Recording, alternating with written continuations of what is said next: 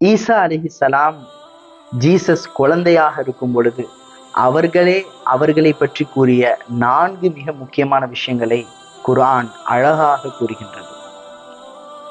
கால இன்னி அபுதுல்லாஹ் ஆதானியல் கிதாப வஜஅலனி நபியா.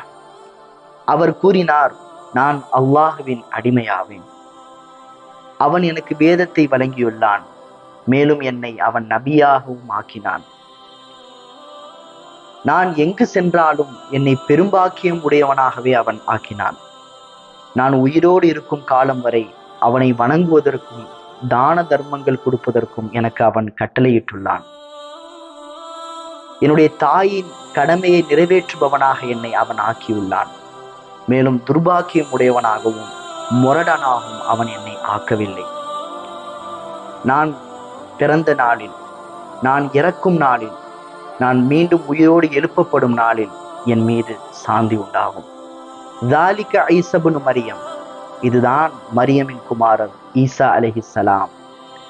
எவரையும் மகனாக ஏற்படுத்திக் கொள்வது அல்லாஹ்வின் நியதி அல்ல. அல்லாஹ் தூய்மையானவன். அஸ்ஸலாமு அலைக்கும் வரஹ்மத்துல்லாஹ்.